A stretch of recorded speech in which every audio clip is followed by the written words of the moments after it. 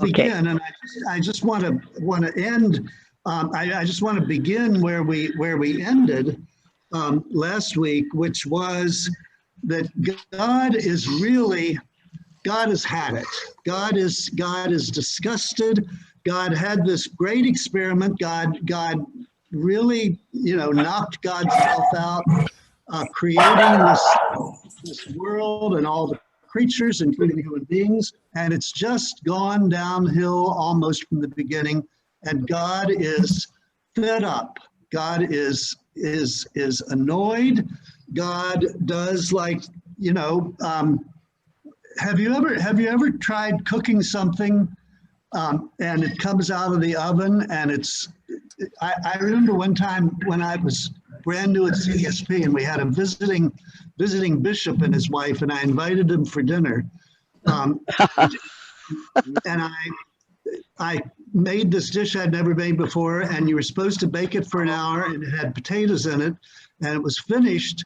The potatoes were supposed to be, thoroughly baked, and they were exactly the same texture that they were when I put them in the oven. And I still remember the bishop's wife, who was, I guess, when you're a bishop's wife, you really have to be nice. And she said, "Oh, John, this is delicious," as she's cooking potatoes.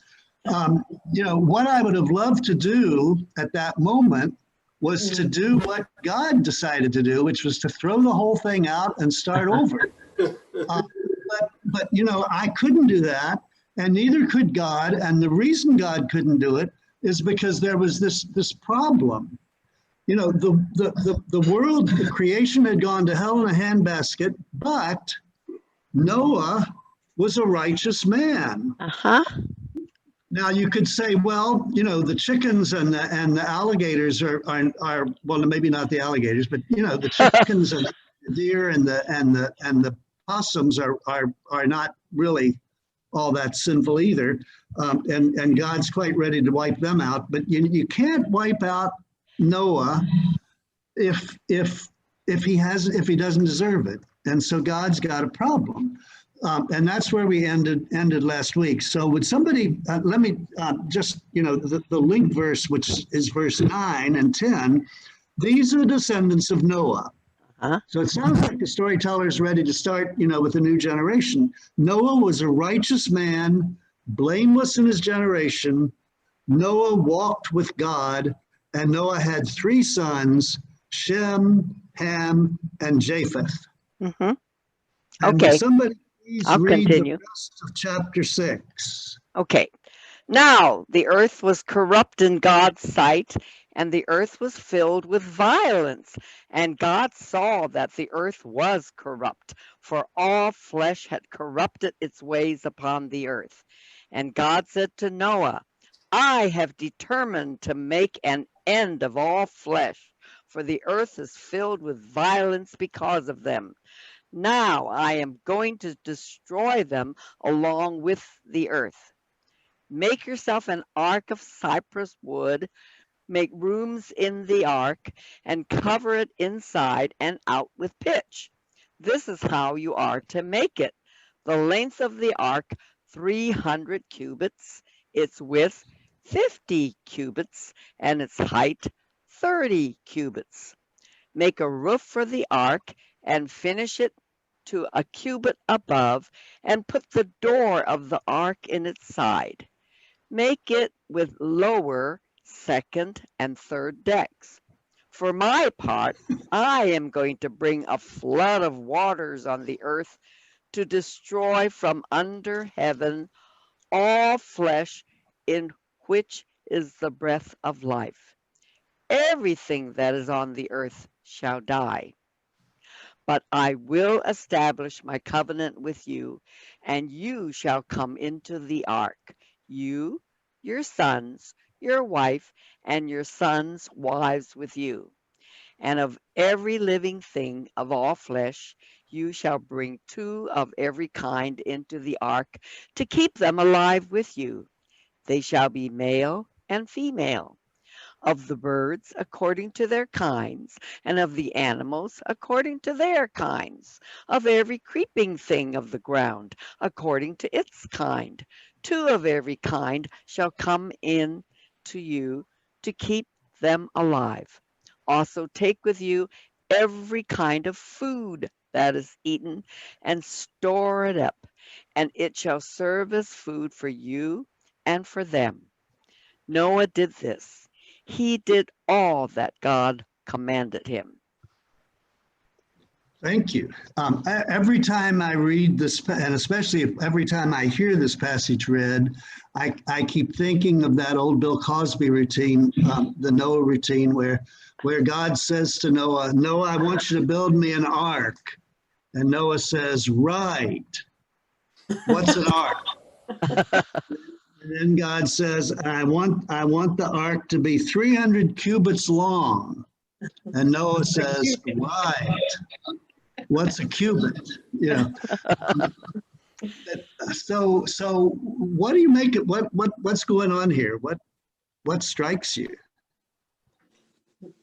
Well, I don't know if it's big enough to take care of all those animals, and some animals are kind of likely to pounce on other ones.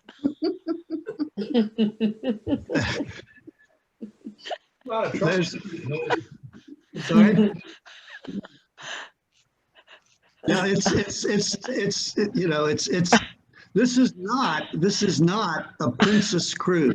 You know, there's just no. Yeah, no, and the food won't go bad. No refrigeration. I know, 150. You know, it turns out they're in there for 6 months. The food I think is going to be an issue, especially given the fact that the mice are going to all reproduce and they're going to get into the grain. But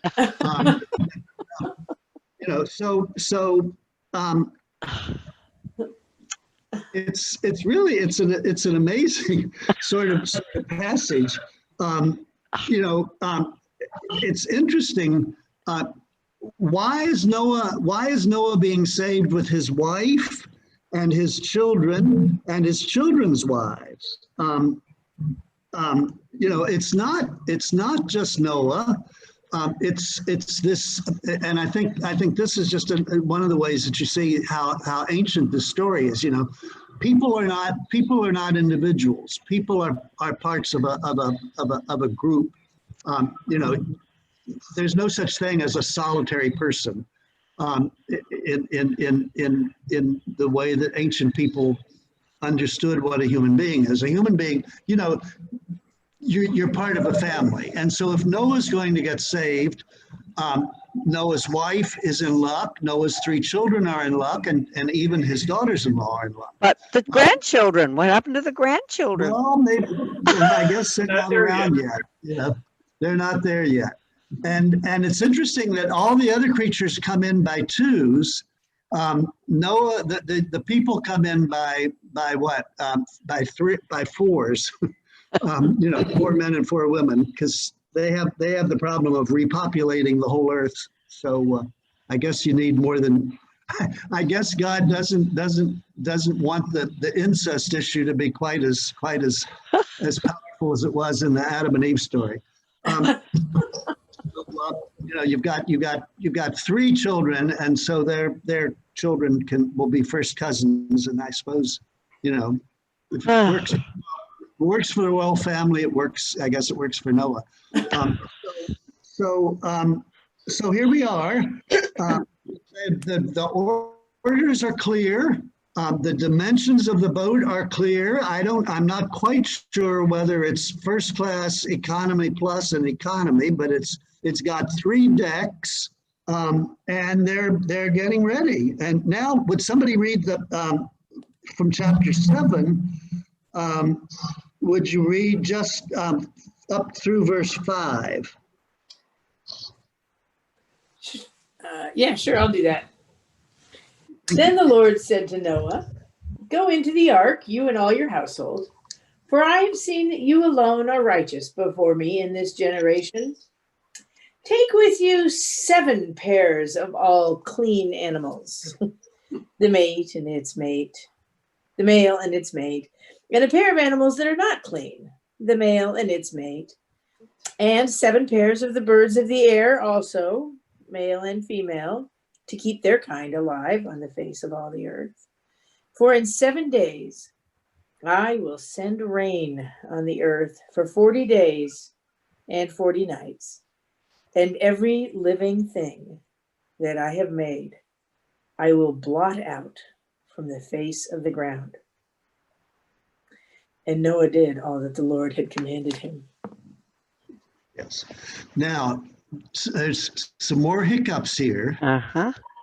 Because, and I think, again, what's going on is that whoever brings these stories together and creates Genesis has two versions of this story and isn't willing to throw one out and put the other in. And so what do? Well, you just sort of put it together and hope that nobody knows, except I think every single person at St. John's in Oakland notices there's a difference. Yes. Between chapter 6 and 7. 7 pairs. Two pair of everything.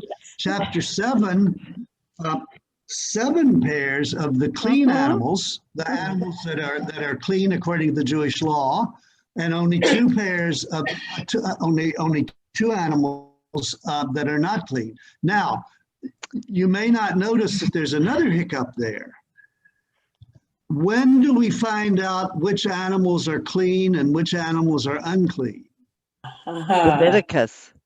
Later, much later. When Moses has all those hundreds of laws is when we find out that some animals are clean and some animals aren't clean.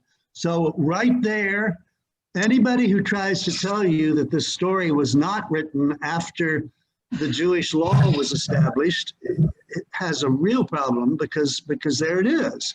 And the storyteller simply ignores the fact that there's no such thing in Noah's time. This is why Sunday school teachers who insist on teaching Noah, the story of Noah, have so many problems. Because you have to figure out those clean animals. How did Noah know that they were clean? Because he's a few hundred years too soon. So again, we're looking at a story that has been circulated and told in different versions, and somebody's finally putting them together and using the story to make a point. Except that point is not very clear at this point, and it's going to take a long time before it gets clear. Somebody read the next verses 6 through 10, please. I will. Noah was 600 years old when the floodwaters came on the earth. And Noah and his sons and his wife and his sons' wives entered the ark to escape the waters of the flood. Pairs of clean and unclean animals, birds, and of all creatures that move along the ground, male and female, came to Noah and entered the ark, as God had commanded Noah. And after the 7 days of the floodwaters, the 7 days, the floodwaters came on the earth. Yes. So the story, this is a story. This has a plot. And you can imagine people sitting around a campfire and the storyteller telling the story. And Noah was 600 years old when the flood of waters came on the earth, and they go into the ark, the clean animals and the unclean animals, 2 and 2 into the ark, and 7 days later, the waters of the flood came on the earth. And would somebody start with verse 11 and go on to verse,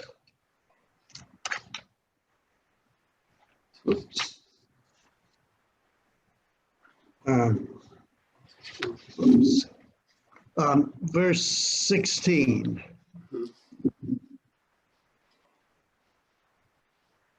I can do that. Okay. In the 600th year of Noah's life, in the 7th month, on the 17th day of the month, on that day, all the fountains of the great deep burst forth, and the windows of the heavens were opened. The rain fell on earth. Let me just stop right there. Let me stop right there just for a second and point out something. I think this is interesting too, because you remember back from the beginning of Genesis, God, When God creates the earth, God separates the water so that there's water under the earth, and then puts a dome over the land and keeps the water on the top, above the dome. And the rain comes through the holes in the dome. But this is not just a flood from the rain. The water comes out of all the fountains of the great deep burst forth. So the water's coming up out from under the earth, and it's coming down from the holes in the dome. So you've got a double flood going on. Yes, go ahead, Bonnie. Thank you. The rain fell on the earth 40 days and 40 nights. On the very same day, Noah with his sons, Shem and Ham and Japheth, and Noah's wife and the 3 wives of his sons entered the ark, they and every wild animal of every kind, and the domestic animals of every kind, and every creeping thing that creeps on the earth, and every bird of every kind, every bird, every winged creature, went into the ark with Noah, 2 and 2 of all flesh, in which there was a breath of life. And those that entered, male and female of all flesh, went in as God had commanded him, and the Lord shut him in. So, isn't that, it's amazing. Now we're back to 2 animals going in by 2s. So sloppy editing, I don't know, or something else going on that maybe that just doesn't matter. And then somebody read for the rest of the chapter, please.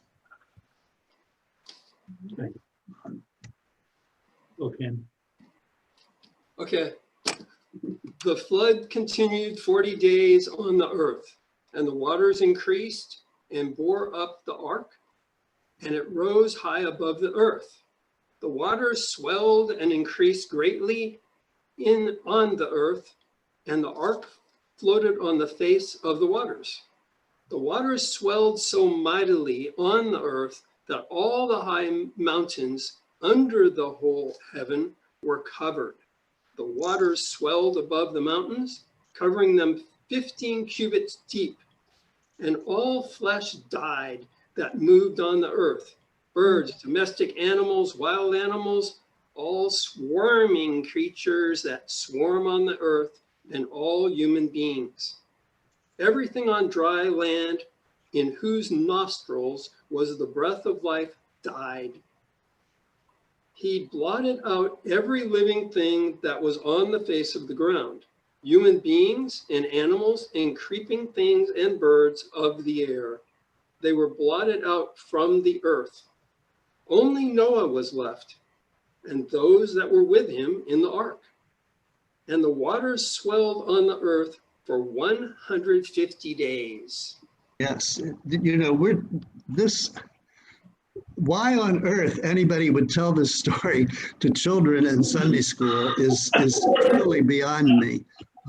Is this, unless you really have a very sort of 18th century understanding of how to make your kids, do what you tell them. It really is. It's a very hard story. I think it's a very tough story. And by the way, I didn't mention before. They think that they know what a cubit is. A cubit is about half a meter or almost 2 feet. So we're talking about a boat that's 500 feet long, which is this is not a rowboat. This is a big ship, and 50 feet wide, and with 3 decks. So we're talking about a fairly good sized boat, but it's got all the living creatures in it and those 6 people, and they're in there for 6 months. And certainly in 6 months, everything is gone. We don't have to wonder about whether the project was successful or not. There is nothing left on the earth except what's in that boat. Wait a minute. Yes. What about fish? Yeah, I was going to ask that to They never shellfish. say anything about fish. They say nostrils, but the fish would love all that water. Wow. Mhm. Sounds like an unbeliever to me. Wow. Yes, that's a very good point. What about the fish? And shellfish. Yeah, all those And unclean. shellfish. We've got things that swarm on the earth, but we certainly don't have we certainly don't have all those strange creatures. I just spent 3 days with friends up in Shatin, which is up near the border with the mainland. And we went for lunch one day. We went to a seafood restaurant that's right on the beach, and it's like many seafood restaurants in Hong Kong. It has big, huge tanks, and you pick which creature you want to eat, and they take it out, and then mercifully you don't have to watch what happens next, and then it shows up on your plate and doesn't look a thing like it in the tank. But some of these things. I don't know if you've ever seen a geoduck. A geoduck is not the most beautiful creature that God, that was obviously one of the early attempts. It's well before parrots, or leopards. It's really not doesn't look very nice. But you're right. They're still there. They're still there. I wonder. That's a great question, and I don't know what the rabbi said, but I'll bet they said something. I'll try to find out before next week. Well, then I have a question. Yes. Who was cleaning all this up? Who was cleaning up? It would take more than 6 people to clean up after all these. Why do you think Noah took his children? Daughter-in-laws. And their wives. The women were cleaning it all up. Okay. It's the sons' wives that were cleaning. Yes, of course. Don't forget also, we're talking about a story that's ancient enough that most of the creatures on Earth were unknown.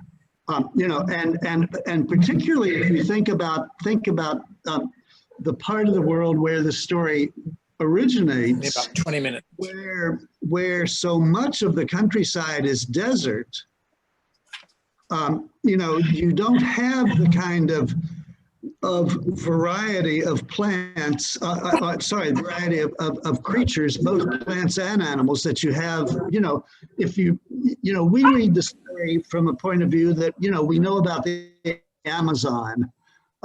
They didn't know about the Amazon. All they knew about was deserts and mountains. So they didn't have to put in elephants and giraffes and the animals that take up a lot of space. So it's not quite as outrageous as it is when you read it. When you try to imagine it with 21st century eyes, I've seen many times in toy stores, a model of Noah's Ark for you to buy for your kids to tell them about the day God lost God's temper and took out everything. If you want to give your kid that if that's a toy that you want to choose for your child, and it always does. It has elephants and giraffes and zebras and everything else. Well, when the storyteller first told the storyteller didn't have to worry about those animals because the storyteller didn't know they existed. So let's read then the beginning of chapter 8 of Genesis, if you would, please. Just the first 5 verses.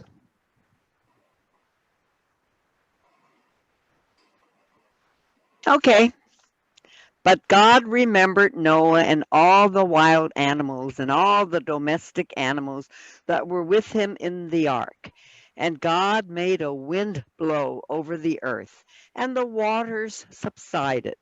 The fountains of the deep and the windows of the heavens were closed. The rain from the heavens was restrained, and the waters gradually receded from the earth. At the end of 150 days, the waters had abated, and in the 7th month, on the 17th day of the month, the ark came to rest on the mountains of Ararat. The waters continued to abate until the 10th month. In the 10th month, on the 1st day of the month, the tops of the mountains appeared. Yes. So, you know, again, we're talking about a very ancient understanding of who God is and the nature of God. God's memory may be an issue. It's going to show up next week even more. But you know, God, I don't know whether God had forgotten that there was this boat floating around on the water, but at some point, 6 months later, God remembers that Noah and all the wild animals are still, you just sort of imagine, oh my Lord, I forgot that they're still in that boat. I gotta turn off the water. I've got to stop up the holes in the heavens, and I've got to turn off the fountains that have been pumping the water up from underneath the earth. And so they did. But one interesting thing here, how does God do it? God made a wind blow over the earth. And remember, the Hebrew word for wind and breath and spirit are all the same word. So God's spirit blows over the earth in exactly the same way that in the first chapter of Genesis, God's breath, God's spirit blows over the chaos and order starts to come.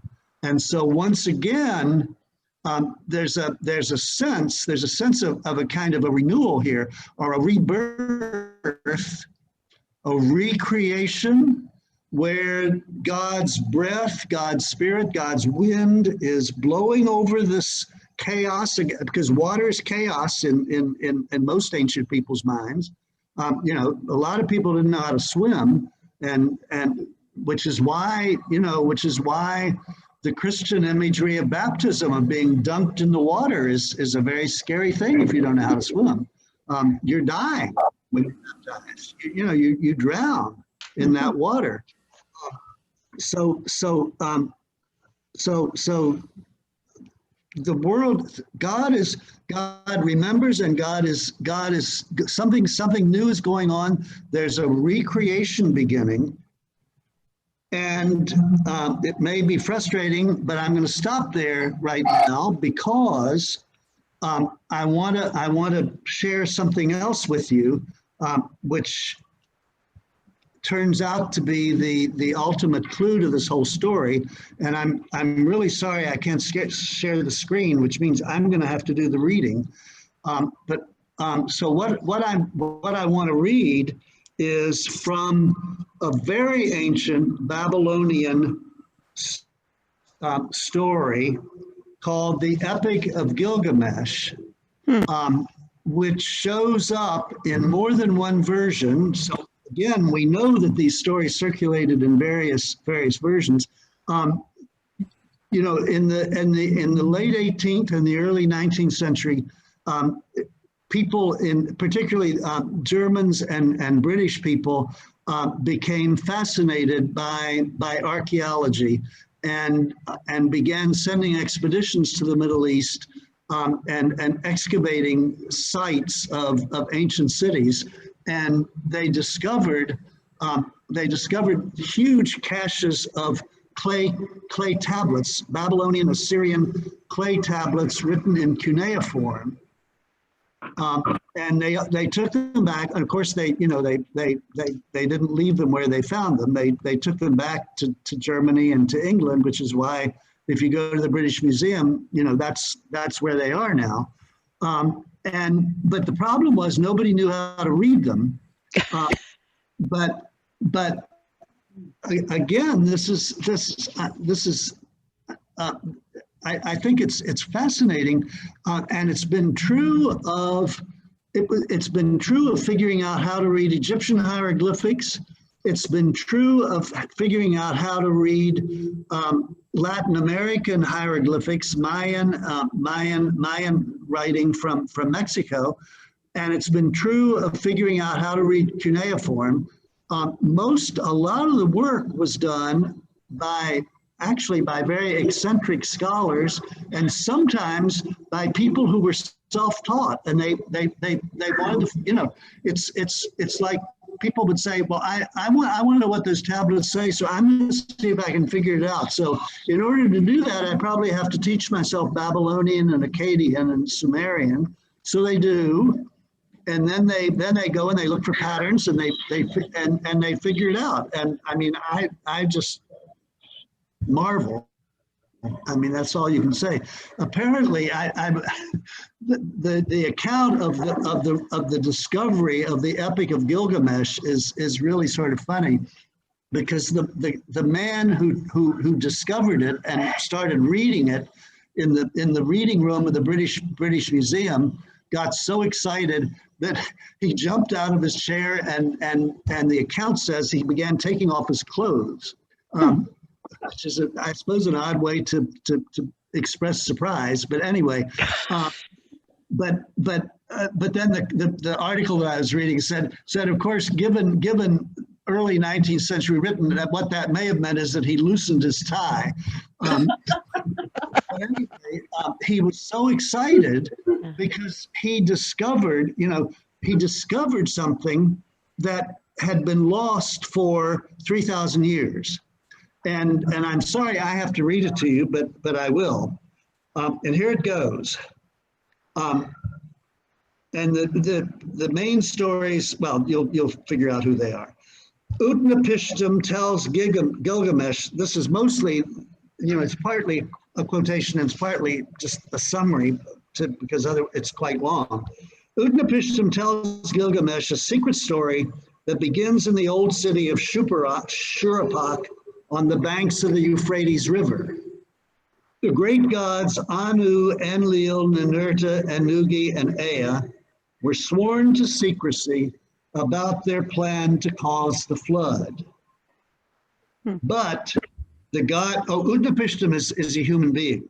The god Ea repeated the plan to Utnapishtim through a reed wall in a reed house.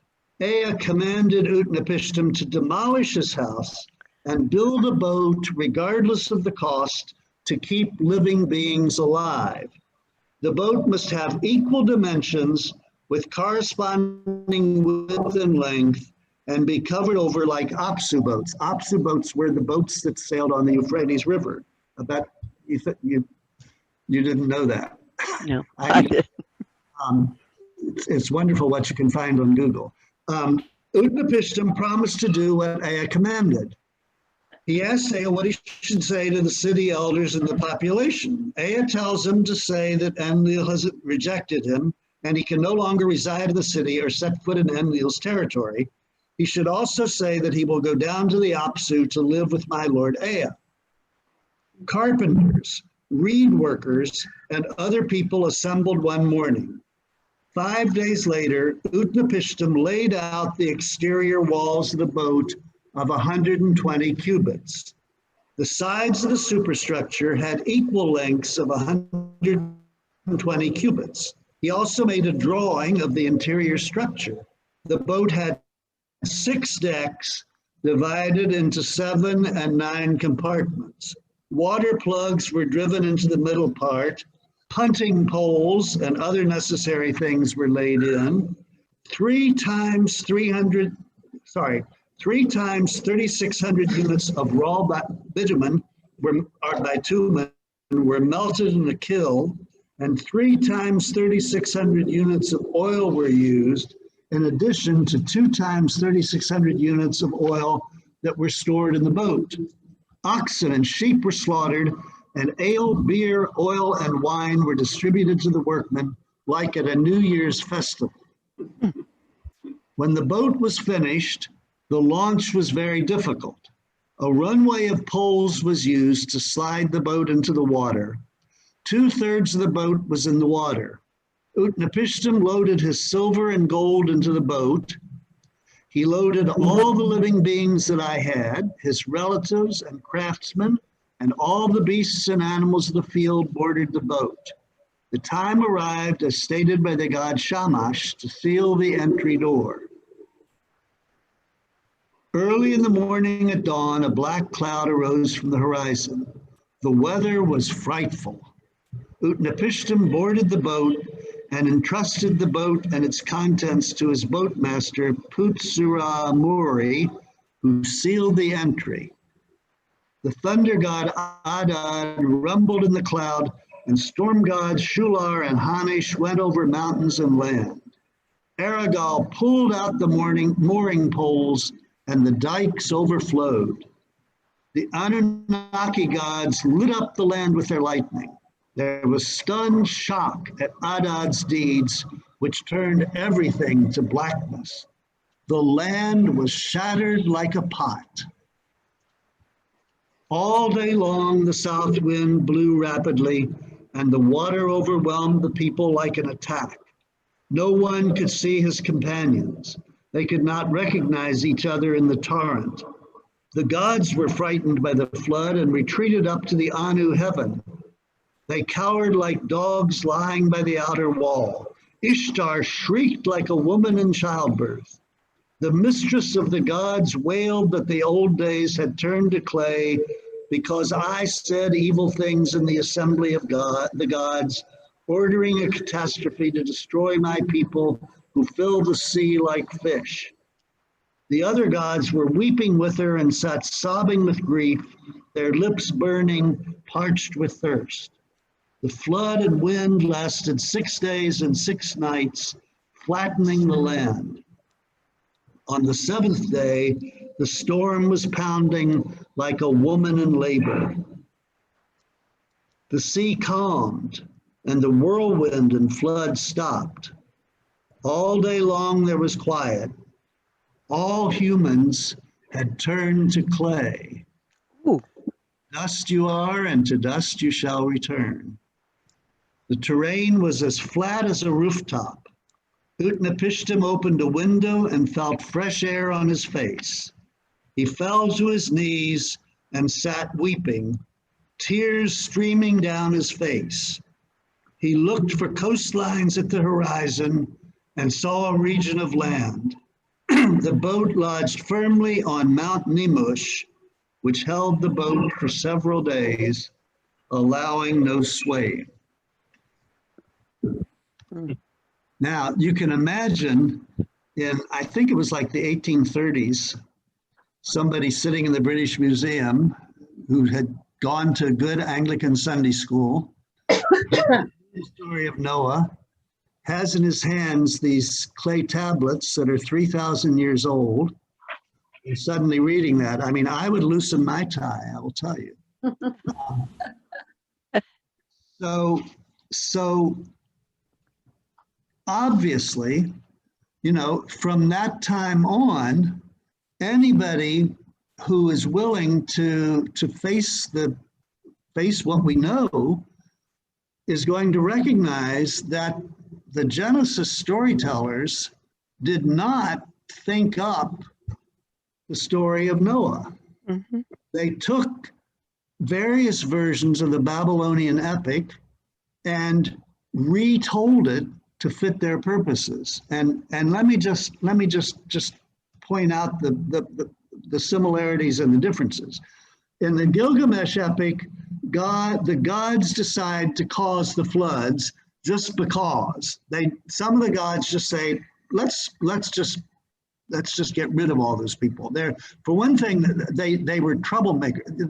They were troubling the gods. They were noisy. They created problems for the gods. The gods just wanted a quiet, life, and so they said, let's just get rid of them.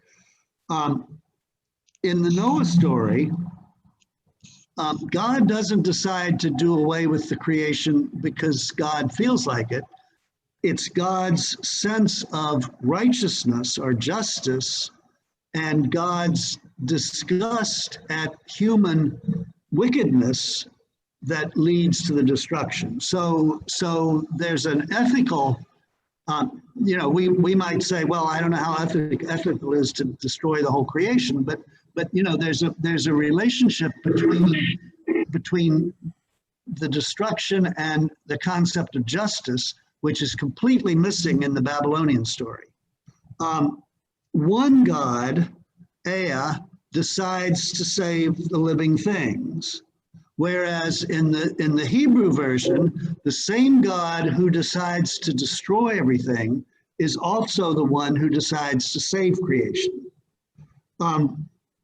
The ark in the Babylonian story is a cube. It's a perfect cube. 120 cubits by 120 cubits and 120 cubits. The ark is 300 cubits by 50 cubits by 30 cubits. Does that come out to about the same? No, it doesn't. The ark in the Babylonian story has 6 decks with compartments. The Hebrew ark has 3 decks. It takes 3 times 3,600 units of bitumen. Or it's interesting, when I did the story in Hong Kong, everybody said bitumen because apparently that's the British way you say it. I thought it was bitumen. Anyway, it's pitch, it's tar. 3 times 3,600 units of oil and 3 times 3,600 units of oil stored in the boat. In the Genesis story, the ark is covered with pitch, both inside and out. It takes a lot of workers to build the Gilgamesh ark. And when they're finished, they get a big feast. It's like New Year's and mostly alcohol. Noah builds his own ark and doesn't tell anybody. The Babylonian ark saves Gilgamesh's Utnapishtim's relatives and all the craftspeople who built the boat and all the beasts and the animals of the field and the boatmaster. In the Noah story, Noah builds the ark. He loads it with food and his relatives and all living things. In the Gilgamesh story, you have the gods are terrified by what's going on because it's really just this little conspiracy of some of the gods who's responsible, and the rest of the gods are so scared that they basically kind of go into hiding. And the flood lasts for 6 days and 6 nights. In the Noah story, it takes 150 days.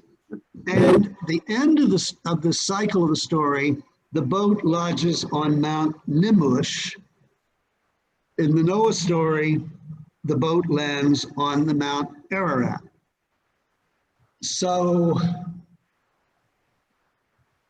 what's going on?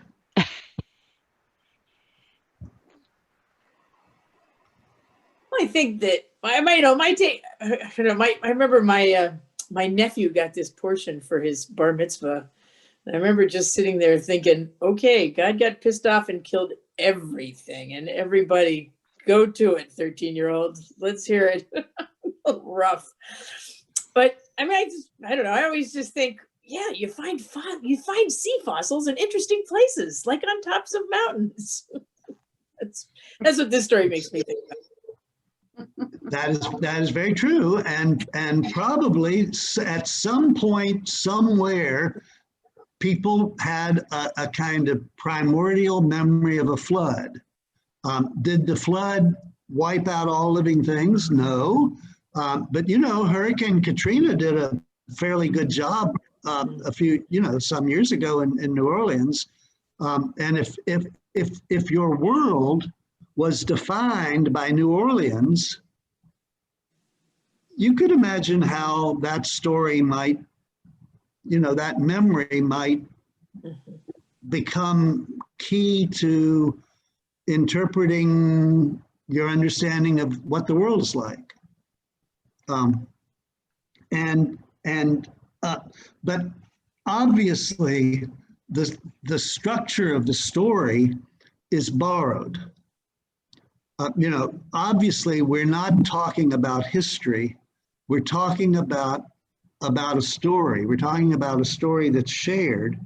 And we're talking about a story that the Hebrew people heard their Babylonian neighbors, their Assyrian neighbors, telling their children, there's no Netflix. What do you do at night? You sit around and you tell stories. But I think what's for me, what's the most interesting thing is the theological differences in the two stories. Because what the Hebrew people did not just take the Babylonian story and put Hebrew names. I mean, you could do that. You could very easily do that and just say, well, it wasn't the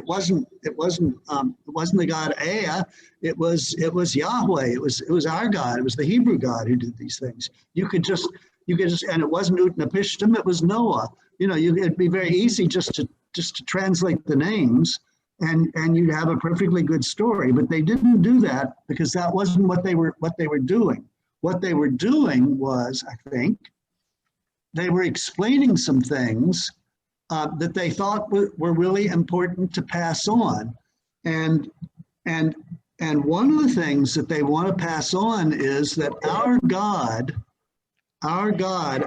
the God of the Hebrew people is not like the gods of our neighbors. Our neighbors' gods are really like people. Mm-hmm. You can't, you have to trust people up to a point, but we all know that every human being disappoints us sometimes. But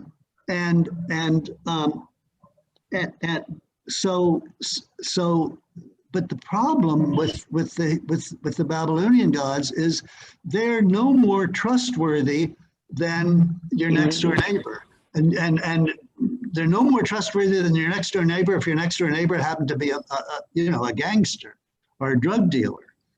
You don't put your trust in the gods. You keep the gods happy, and so they are not. The gods are deceitful. The gods are really untrustworthy. They're out to get you. They need to be placated. You need to keep them on your side, and that sometimes may be really costly. I mean, you may have to sacrifice your own child just to make sure that they're satisfied, because who knows? They got a lot of power and they have a lot of demands.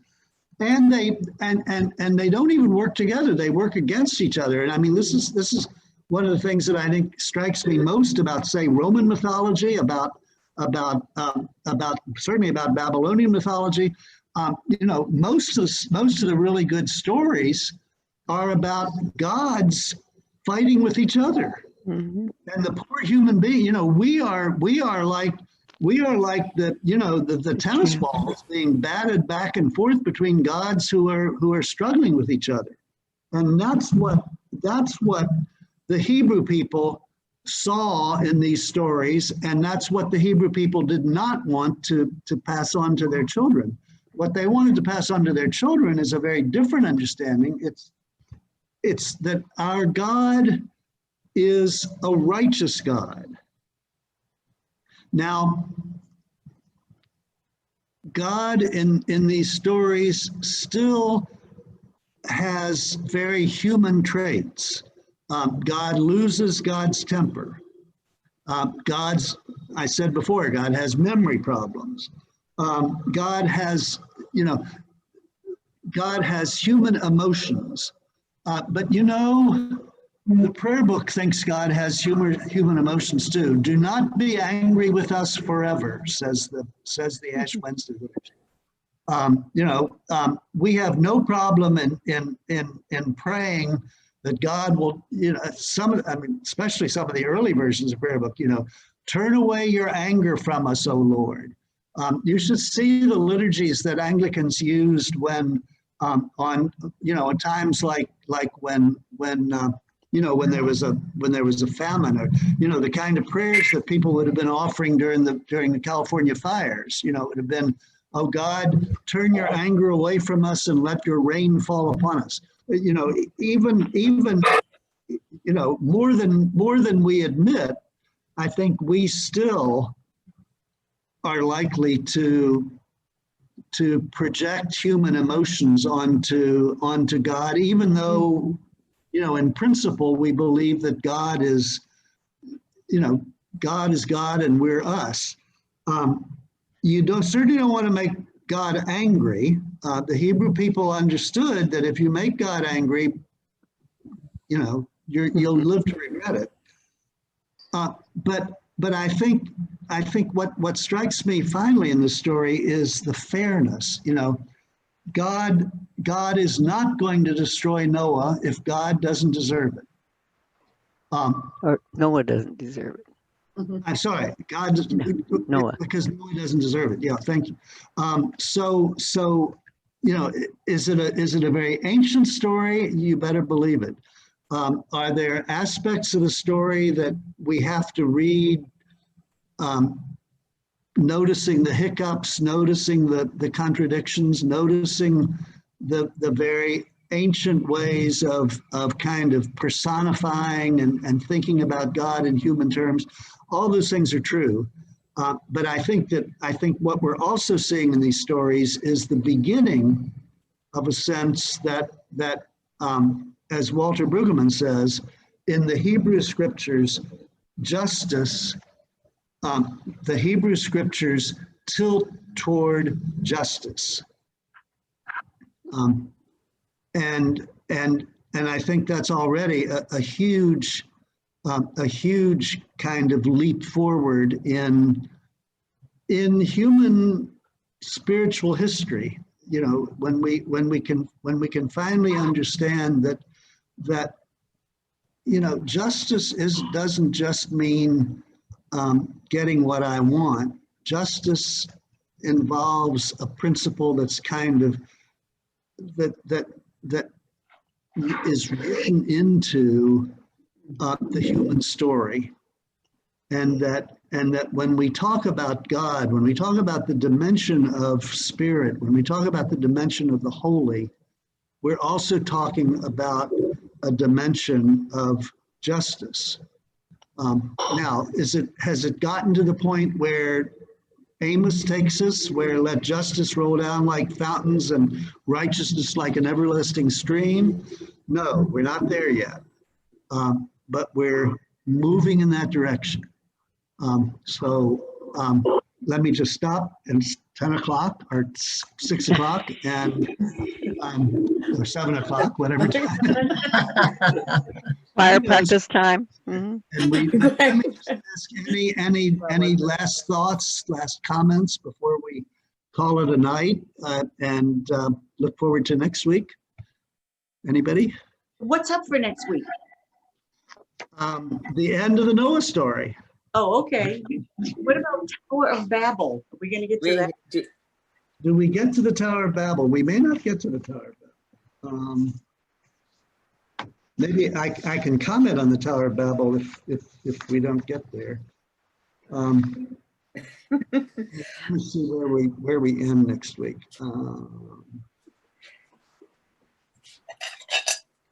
Okay. No, we do not get to the Tower of Babel, but I'm happy to comment on the Tower of Babel. Would be a good thing. I wanted to say a couple of things, even though I'm not visible. Go right It's Mary. ahead. We know it's Mary. The first was that I hadn't really read Gilgamesh since college, and I didn't remember that Ishtar had wailed and wept. And I've been a mother since then, and I was deeply moved by Ishtar's weeping and wailing, and the other people that wept and wailed over the death of her children. And also that I wanted to say that I learned in college and have held this knowledge that myths are stories to us, but they are beliefs to the people who wrote them down and to the people who thought of them not as stories, but as what they believed. They were their religion. So that we think, gee, we like our stories better, but they didn't choose their stories any more than the Hebrew people chose their stories. Those were the stories, those were the gods they believed in.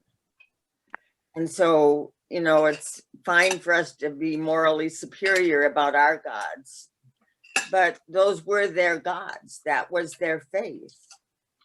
And they drew from their gods, their own moral codes. And who's to say that ours are superior?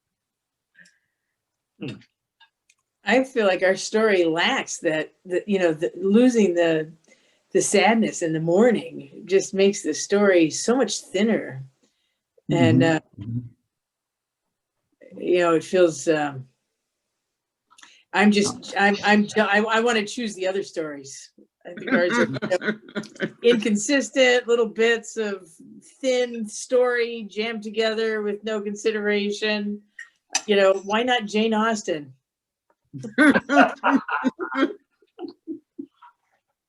That would be a wonderful series of conversations to have to look at the stories that we tell to explain our world.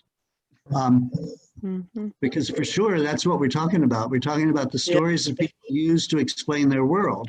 And, people believed, based on their experience, that you really couldn't trust the holy very much. Right. And the Hebrew people came to understand, based on their experience, and most of all, I think the experience of the Exodus and coming home from exile, they came to believe that God cared about what happened to them. And so morally superior, I probably wouldn't want to go down that road, but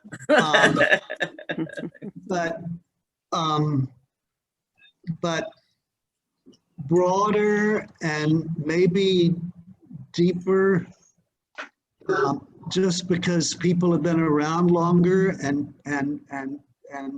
we see things that our ancestors couldn't see, which is true. Our ancestors could see things that we can't see, but we see things that they don't see, and so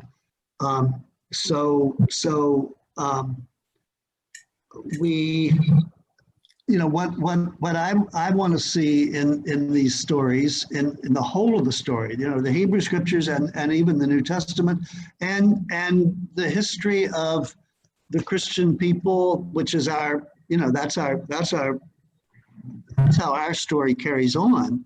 The history, the story of St. John's is just as much part of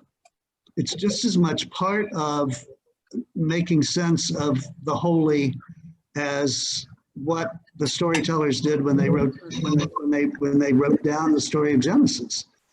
So it's all thinking about our own experience of the holy, and making sense of it. That's what theology is. That's what the life of faith is. Right. I remember when I was in graduate school, I had a little tiny congregation in Canada for a very just for a matter of months when I ran out of money in the middle of graduate school and had to go back to work. What did I know how to do? The only thing I knew how to do was work in a church.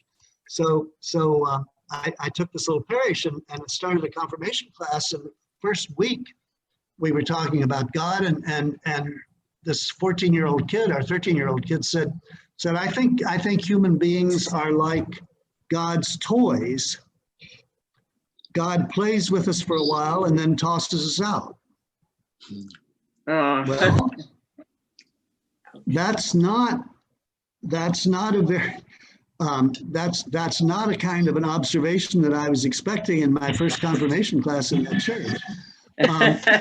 And fortunately, I knew that a few weeks before, his older brother, who was 2 years older, who had a newspaper route, and of course this is in Quebec, and it doesn't get light till about 9 o'clock in the morning, and so he was out delivering papers before he went to school on his bicycle, and he was hit by a car and killed. And so if you're a 13-year-old, that's what it feels like. Yep. Yeah. And the only way that the Christian community of faith can broaden that experience, that insight, is first of all by taking it seriously, but also saying that's not the whole story. And that's why church matters. That's why sharing stories matters. That's why being part of a community matters, I think. It means that my experience doesn't become my only source of truth, but I can hear from other voices how they've experienced spirit, life, power, the power of life, and put my down experiences in the broader context of hope. That's probably a good place to stop. Any other? Yes, last thoughts? I have choir practice. Bye-bye. Yeah, me too. Bye. Bye. Well, that's right, Sarah. Yeah. Go sing, See you sing. next That's the week. meaning of Next life. week. Music is the Wonderful meaning to see of you life. all. Thank you, John. It Thank was you, great. John. Thank you, John. Take care. Thank you. Bye-bye. Go Bye-bye. down and sing likewise. Bye, John. Did you vote? Did you have an absentee ballot from Hong Kong? Bye, Fran. Goodbye. I'll be calling you, Mary. Thank you. I would love that. Yes, I love the card with the butterflies. Oh, that was great. Came at a good time. Goodbye.